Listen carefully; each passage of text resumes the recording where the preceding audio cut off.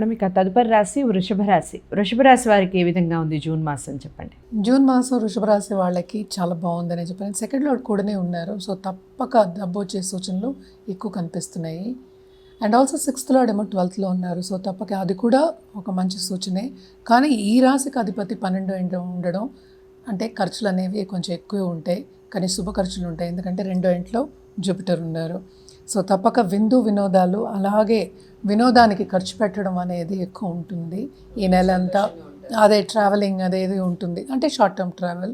So వినోదానికే వెళ్ళి travel చేసి అక్కడికి వెళ్ళి భోంచేయడం కానీ, లేకపోతే ఏమో ఖర్చు పెట్టడం కానీ, అలాగే ఇన్వెస్ట్మెంట్స్ చేయడం అనేది ఎక్కువ ఉంటుంది. అంటే ఏంటి, లాంగ్ టర్మ్ ఇన్వెస్ట్మెంట్స్ కింద మనం మాట్లాడుకుంటున్నాము. అలాగే శని కూడా 11వ ఇంట్లో ఉన్నారు, 10th లో 11th లో ఉన్నారు. సో తప్పక వీళ్ళు చేసే పనిలో కానీ, కెరియర్ పాత్లో కానీ తప్పక ఎదిగే ఛాన్సెస్ ఎక్కువ కనిపిస్తున్నాయి. అలాగే ఏంటంటే సపోర్ట్ సిస్టమ్ కూడా వీళ్ళకి ఎక్కువే ఉంది. ఈ నెలంతా కొంతవరకు కంఫర్టబుల్గా ఉంది. అంటే ఏ దశలో అంటే దాంపత్య జీవితంలో, అలాగే లవ్ రిలేషన్షిప్లో కూడా అంటే కొంతవరకు అనుకూల పరిస్థితి. వృషభ రాశి వాళ్ళందరికీ ఏంటంటే చాలా బాగుంది ఈ నెల అని చెప్పాలన్నమాట. సో గుడ్ న్యూస్ అందరికీ బాగుంటుంది. అలాగే మనం చూసాము అంటే ఈ వీనస్ అంటే శుక్రుడు ఈ రాశికి అధిపతి కూడా మూవ్ అవుతున్నారు ఈ మంత్ ఎండ్కి. సో తప్పక ఇంకా బాగుంటుంది దాని తర్వాత.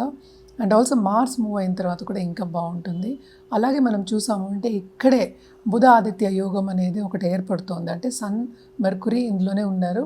ఫస్ట్ వీక్ అంతా ఇక్కడే ఉన్నారనమాట. సో తప్పక స్టూడెంట్స్కి కూడా మంచి సూచనలు, అంటే గుడ్ రిజల్ట్స్ వచ్చే ఛాన్సెస్, అండ్ ఆల్సో ఏంటంటే వాళ్ళు అనుకున్నది సాధించే ఛాన్సెస్ ఎక్కువ కనిపిస్తున్నాయి.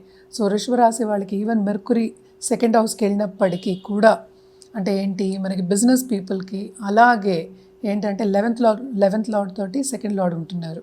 అంటే 2, 11 అంటే లాభం అనేది చాలా ఎక్కువ ఉంది.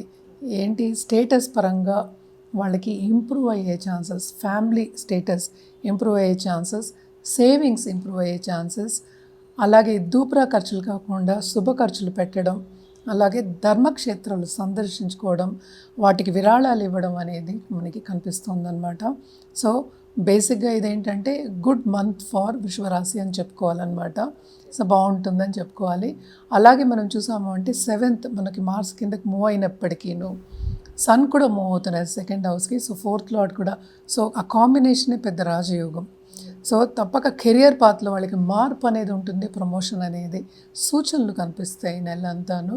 సో చాలా బాగుంటుందనే చెప్పుకోవాలి, ఎంజాయ్ చేస్తారు. మనం పరిహారాల విషయానికి వస్తే కనుక తప్పక గురు కాళ్ళు పట్టుకోవడం చాలా చాలా మంచిది. అక్కడ శుక్రాచార్య అంటాం, ఇక్కడ కూడా గురు, మనకి ఇద్దరు గురువులే, ఏ గురువునైనా మనం కొనవచ్చు.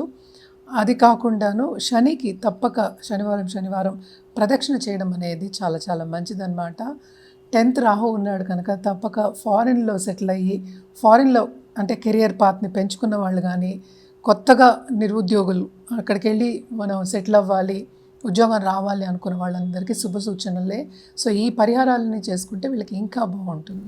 రైట్. ఇంకా కలర్స్ చెప్పండి మేడం, ఎలాంటి కలర్స్ కలిసి వస్తాయి? తప్పక వీళ్ళకి ఎల్లోను వైట్ కానీ లైట్ పింక్ చాలా బాగుంటుంది.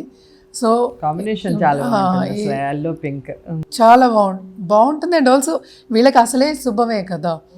సో జనరల్గా కూడా మనం కలర్స్ అంత స్ట్రెస్ ఇవ్వక్కర్లేదు, బట్ వేసుకుంటే ఏ రోజు ఫ్రైడే వేసుకుంటే ఇంకా మంచిది వీళ్ళకి. వృషభ రాశి వారందరికీ చక్కగా శుభ సూచికలే కనిపిస్తూ ఉన్నాయి మాసం అంతా కూడాను. ఇంకా మీరు డౌట్స్ ఏమన్నా ఉన్నా, ఖచ్చితంగా జాతకానికి సంబంధించి డౌట్స్ ఏమన్నా ఉన్నా, జాతకాలని పరిశీలించుకొని పరిహారాలు చేసుకోవాలి అనుకున్న వారు ఎవరైనా ఉంటే స్క్రీన్ మీద కనపడే నెంబర్కి కాల్ చేయండి. పరిహారాలు చెప్పారు, కలర్స్ చెప్పారు, ఫాలో అయ్యే ప్రయత్నం చేయండి. వీడియోని లైక్ చేసి షేర్ చేయండి. ఛానల్ని సబ్స్క్రైబ్ చేసుకోవడం మర్చిపోకండి. మరో రాశితో మళ్ళీ కలుద్దాం. నమస్తే.